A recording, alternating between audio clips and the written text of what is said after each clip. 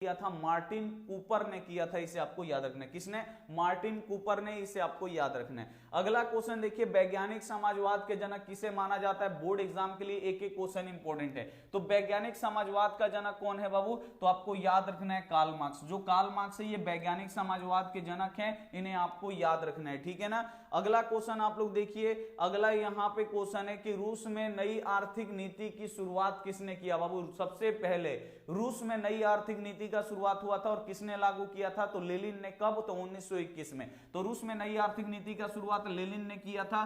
कब किया था? 1921 में किया था, इसे आपको याद रखना है। और लेनिन की मृत्यु कब हो जाती है? तो 1924 में हो जाती है, इसे आपको याद रखना है, ठीक है ना। नेक्स्ट क्वेश्चन पे हम लोग चलेंगे।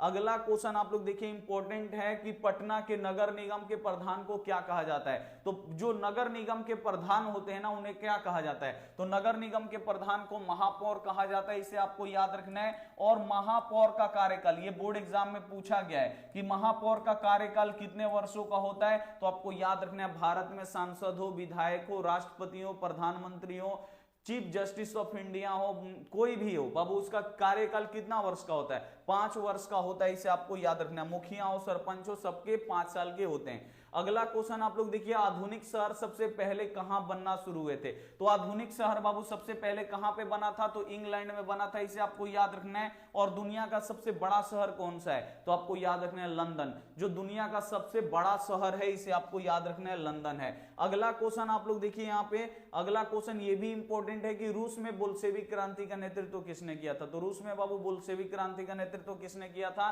तो आपको याद रखना है, बोल्शेविक क्रांति का नेतृत्व लेनिन ने किया था। सी वाला आंसर बिल्कुल सही जाएगा। और वियना कांग्रेस की अध्यक्षता मेटरनिख ने किया था, ये आपको याद रखना है। और रूस में बोल्शेविक क्रांति का नेतृत्व किसने किया था? लेनिन ने किया था। दोनों के दोनों क्वेश्चन इंपॉर्टेंट है, आपको याद रखना है। अगला क्वेश्चन देखिए, हिंद चीन क्षेत्र में कौन सा देश आता है? तो हिंद चीन क्षेत्र में बाबू कौन सा देश आता है? यानी इंडो चाइना में कौन सा देश आता है? तो आपको याद रखना है, इसमें ना ही हिंदुस्तान आता है ना ही चीन आता है। देख कौन कौन से देश आते हैं? तो लाओस, कंबोडिया, वियतनाम, इसे आपको याद रखना है, ठीक है ना। लाओस, कंबोडिया, वियतनाम, ये तीनों देश आते हैं, इसे आपको याद रखना है हिंद चीन क्षेत्र में। सी वाला आंसर यहां पे बिल्कुल इसे हो जाएगा। अगला क्वेश्चन आप लोग देखिए, अगला क्वेश्चन है, सूचना का अधिकार किस प्रकार का अधिकार है? तो जो सूचना का अधिकार है ये क्या है बाबू? वैधानिक अधिकार है, इसे आपको याद रखना है। सूचना का अधिकार कौन सा अधिकार है? तो सूचना का अधिकार वैधानिक अधिकार है, यानी संवैधानिक अधिकार है, इसे आपको याद रखना है। अगला क्वेश्चन आप लोग देखिए यहाँ पे कि सर्वप्रथम किस देश में उपभोक्ता अधिकारों की घोषणा हुआ? यानी किस देश में सबसे पहले उपभोक्ता अधिकार घोषित किया गया था? उपभोक्ता का अधिकार, तो आपको याद रखना है संयुक्त राज्य अमेरिका में। अमेरिका में बाबू सबसे पहले उपभोक्ताओं के अधिकार का घोषणा हुआ था, इसे आपको याद रखना है, ठीक है ना। नेक्स्ट क्वेश्चन आप लोग देखिए, अगला क्वेश्चन है 45 नंबर कि चिपको आंदोलन के प्रेरणाता कौन है? यानी चिपको आंदोलन के पिता कौन है, ठीक है ना, उसके नेता कौन है? तो आपको याद रखना है सुंदरलाल बहुगुणा, ठीक है ना। सुंदरलाल बहुगुणा है, ये चिपको आंदोलन के नेता थे, ठीक है, जिसे पिता भी बोल सकते हैं, सुंदरलाल बहुगुणा। अब ये क्वेश्चन आता है कि चिपको आंदोलन किससे संबंधित है? तो पेड़ बचाने से, यानी पेड़ों को काटने से बचाने से था इसका। और ये भी क्वेश्चन आता है चिपको आंदोलन का शुरुआत कहां पे हुआ था? तो उत्तराखंड के गढ़वाल जिले से शुरू हुआ था, इसे आपको याद रखना है। फिर आपको ये भी क्वेश्चन याद रखना है कि हरित क्रांति के जनक कौन है? तो हरित क्रांति के जनक कौन है?